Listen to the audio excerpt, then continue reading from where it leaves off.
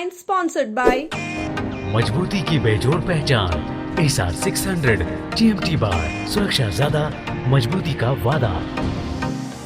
Electric उपकरणों में 38 वर्ष पुराना नाम अनीता इलेक्ट्रिक स्टोर और अब नए रूप व फ्लेवर में आपकी सेवा में तत्पर है। हमारा पता बाभनटोली मोड़, गिरिडीह।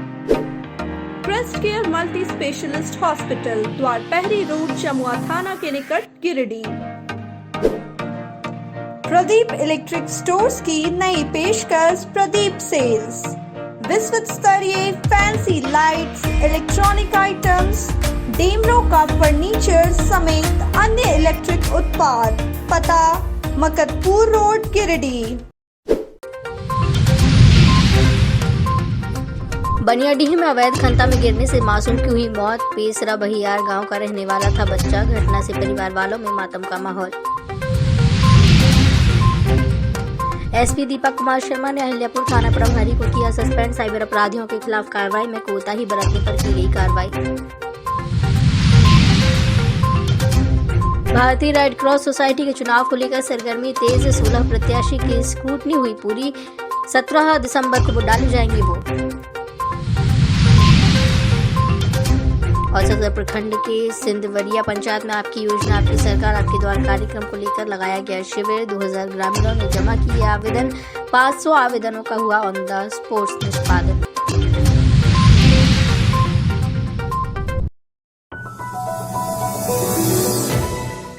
अवैध खदान हादसे में मासूम बच्चे की मौत हो गई है। अवैध खंते से बच्चे का शव निकालने के बाद पुलिस ने उसे पोस्टमार्टम के लिए गिरिडीह सदर अस्पताल भेज दिया। बता दें कि पेसरा बहियार का 10 वर्षीय करण भुइयां अपने 3-4 दोस्तों के साथ पेड़ तोड़ने के लिए CCL स्थित 7 नंबर गया था। इसी दरमियान पैर फिसलने से वो 100 फीट से ज्यादा गहरे वाले अवैध खंते में गिर गया। घटना के बाद हो हल्ला पर काफी संख्या में स्थानीय लोग मौके पर पहुंचे और पुलिस व CCL प्रबंधन को सूचना दी।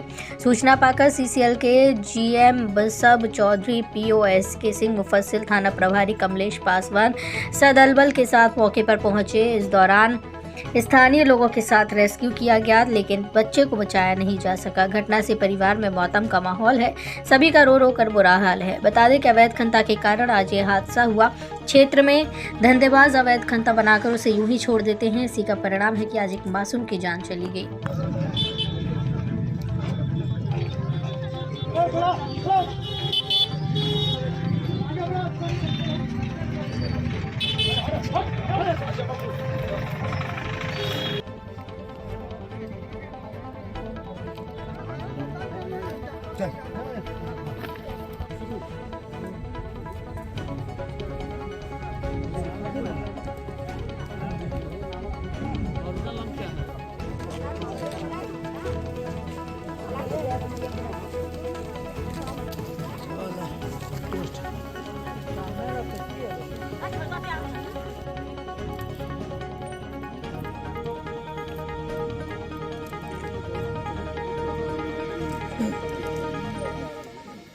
भुइया एक छोटा सा लड़का था, पैर तोड़ने के लिए पेसरा बिहार का लड़का था।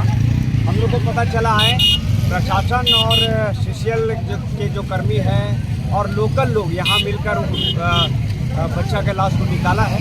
अफसोस होता है कि अलग अलग जगहों पे जो अवैध एक तरह से खंता है, बच्चों को पता नहीं है, पैर चूमने के लिए चले गए। तमाम लोग जो सुन पा रहे हैं, आसपास एरिया में मत जाइए क्योंकि काफ़ी खंता है, गड्ढा है, उसके ऊपर पेड़ है। हम तो इनकी आत्मा के शांति के लिए हम अपने ये कर सकते हैं। बड़ा अफसोस हुआ, अभी हम जब देखे तो बड़ा अफसोस हुआ। कोई भी व्यक्ति CCL क्षेत्र में इस तरह से छोटे छोटे बच्चे जाने अनजाने में नहीं जाए, आपसे रिक्वेस्ट है।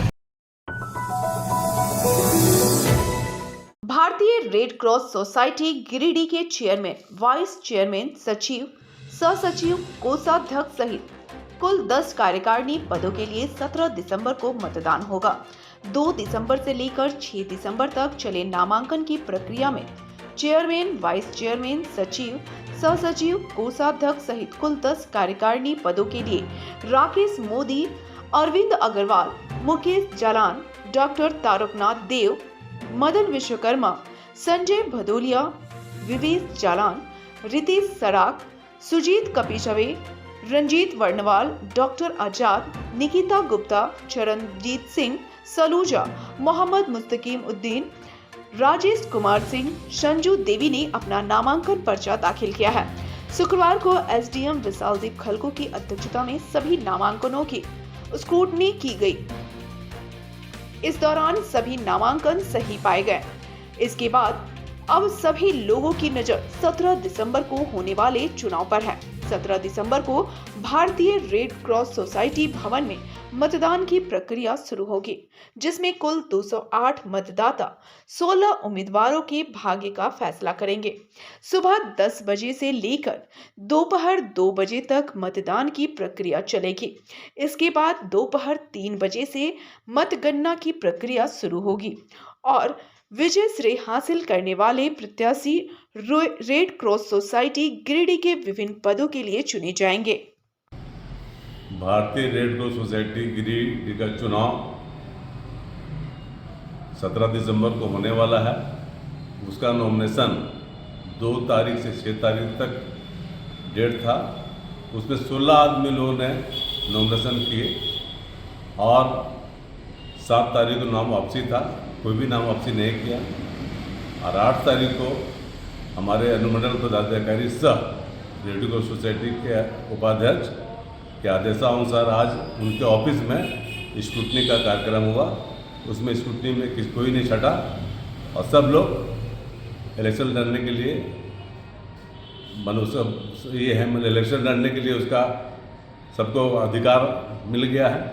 और 17 तारीख को भारतीय रेड क्रॉस सोसाइटी के बिल्डिंग में 10 बजे से 2 बजे तक इलेक्शन होगा और 3 बजे के बाद उनका मतगणना होगा। मतगणना के बाद उसी दिन उसका रिजल्ट निकलेगा और हमारे अनुमंडल पदाधिकारी के उन्हीं का आदेशानुसार और उन्हीं का देख रेख में भारतीय रेड क्रॉस सोसाइटी के प्रांगण में चुनाव संपन्न किया जाएगा। इसमें कितना वोटर लोग उस दिन मतदान करेंगे? उस दिन हमारे भारतीय रेड क्रॉस सोसाइटी में 208 वोटर हैं। बेंगाबाद प्रखंड के सहरपुरा में भाकपा माले ने ग्रामीणों के साथ बैठक कर जल जंगल जमीन पर आदिवासियों तथा स्थानीय गरीबों के अधिकार की लड़ाई शुरू करने के लिए सिंधु कान्हू जनसंघर्ष मंच का गठन करने का निर्णय लिया। बैठक को संबोधित करते हुए भाकपा माले नेता सह अखिल भारतीय किसान महासभा के प्रदेश उपाध्यक्ष राजेश यादव ने कहा कि इस पूरे इलाके में बड़े पैमाने पर वन भूमि में बसे आदिवासियों व अन्य स्थानीय गरीबों को आज तक जमीन का पट्टा नहीं मिला है, उल्टे उन्हें उजाड़ने की साजिश की जा रही है। उन्होंने कहा कि सरकार की गलत नीतियों के कारण आदिवासी अपने अधिकार से वंचित है। वहीं कंपनियों सहित बड़े बड़े लोग धड़ल्ले से जल जंगल जमीन पर कब्जा कर रहे हैं। इसलिए आदिवासी तथा गरीब जनता सिंधु कान्हू जनसंघर्ष मंच के बैनर तले इसकी अपनी लड़ाई शुरू करेंगे।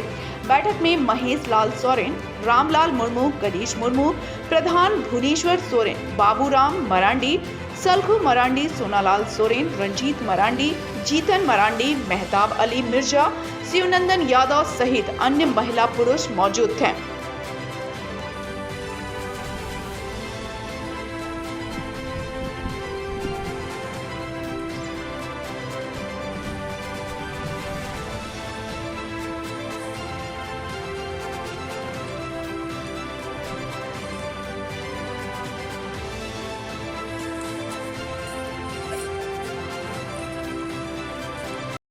अभी हम लोग शहरपुरा में हैं और यहाँ पर अभी एक बैठक हुई है जिसमें यहाँ के लोगों ने विभिन्न तरह के सवालों को रखा है और ये एक निर्णय लिया गया है कि अभी परसों 10 तारीख को हम लोग इसी शहरपुरा गांव में एक मीटिंग करेंगे जिसमें आसपास के दर्जनों गाँव के लोग भाग लेंगे और यहाँ एक मंच का गठन होगा जिसका नाम होगा सिंधु कान्हू जनसंघर्ष मंच। इस मंच के बैनर तले विशेष करके इस पूरे इलाके में जिस तरह से वन भूमि में आदिवासी सहित अन्य गरीब बसे हुए हैं लेकिन उनको आज तक जमीन का पट्टा नहीं मिल रहा है, तो वो वन भूमि में बसे हुए तमाम आदिवासियों और अन्य गरीबों को भी वन भूमि का पट्टा मिले, इस आवाज़ को बुलंद किया जाएगा।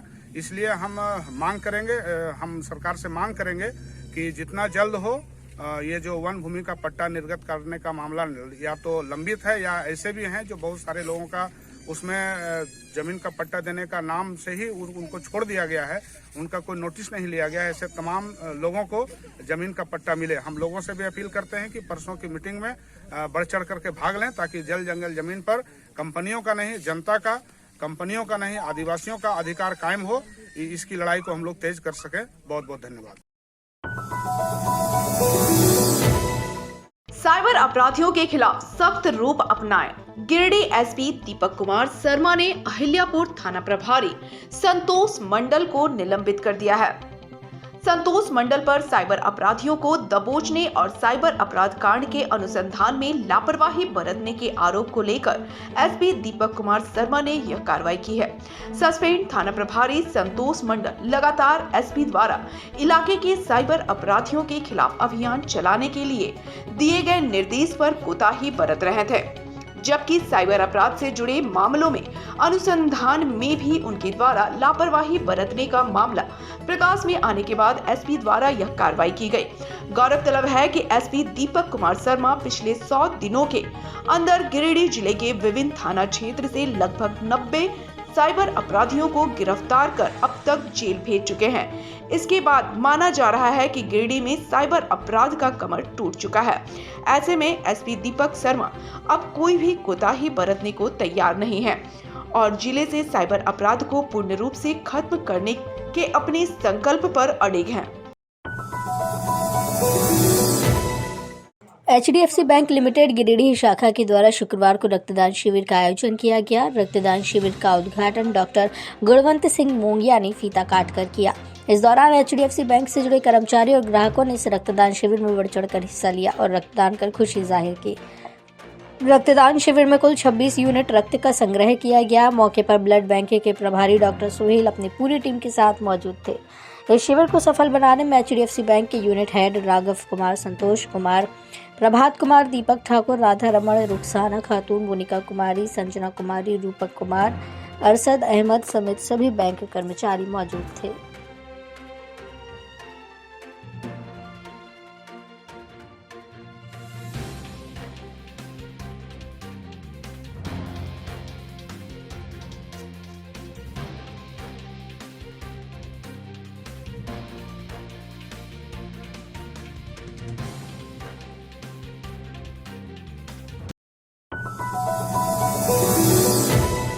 सदर प्रखंड के सिंदवरिया पंचायत सचिवालय में शुक्रवार को आपकी योजना आपकी सरकार आपके द्वार कार्यक्रम का आयोजन किया गया।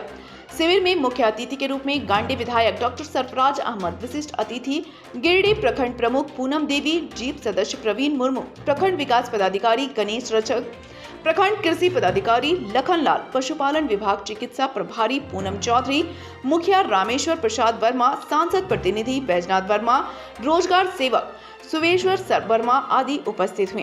इस शिविर में लगभग 2000 आवेदन जमा किया गया, जिसमें लगभग 500 आवेदन का निष्पादन ऑन द स्पॉट किया गया तथा 100 जरूरतमंदों को कंबल वितरित किया गया तथा ऑन द स्पॉट कई विभागों द्वारा लाभुकों के बीच विधायकों के हाथों से चेक भी दिया गया।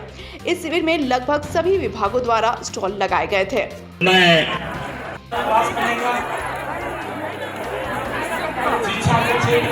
रेपिका और तमाम इस पंचायत के गणमान्य का चेक प्रदान करेंगे। तालियों से जो घर बनेगा सरकार आपके द्वार का प्रोग्राम में लगा है और एक बहुत भव्य कार्यक्रम, एक अच्छा प्रोग्राम और इतनी बड़ी संख्या में लोग जुटे हैं, अपने अपने आवेदन ऑनलाइन करवा रहे हैं, दे रहे हैं अपनी जो उनकी चिंता है, जो उनको मिलना चाहिए उसके लिए, और साथ साथ उनका आवेदन ऑनलाइन भी हो रहा है मोबाइल नंबर में और OTP भी उनको जा रहा है। इसका मतलब है कि आवेदन को निश्चित रूप से इस पर कुछ न कुछ फैसला किया जाएगा। सबसे अधिक आवेदन अबुआ आवास में आ रहे हैं, पूरे हमको लगता है पूरे ज़िले के, पूरे राज्य में ही कहिए। और हम लोगों ने माननीय मुख्यमंत्री जी से जो 2 दिन पहले आए थे कि इसका कोटा बढ़ाया जाए, क्योंकि बहुत बड़ी संख्या में लोग लेने वाले हैं। जो लोग वंचित रह गए हैं PM आवास से, उनको हम लोग प्राथमिकता इसमें देंगे निश्चित रूप से। जैसे गरीब हैं, जो बिल्कुल ही उनको रहने का कुछ नहीं है, उनको हम लोग प्रायोरिटी के हिसाब से, और इसका फैसला ग्राम सभा ही करेगी। हम चाहेंगे कि हमारे माननीय मुख्यमंत्री जी से यह कार्यक्रम ये जो साल भर में किया जा रहा है, अगर ये प्रति 3 माह में कम से कम किया जाए तो बहुत अच्छा रहेगा। बहुत से लोग लाभान्वित होते हैं। इस कार्यक्रम के लिए तो ये था हमारा आज का अंक। अगले अंक में फिर से होगी मुलाकात कुछ ताजा तरीन खबरों के साथ। तब तक के लिए दीजिए पूरी टीम को इजाजत। नमस्कार।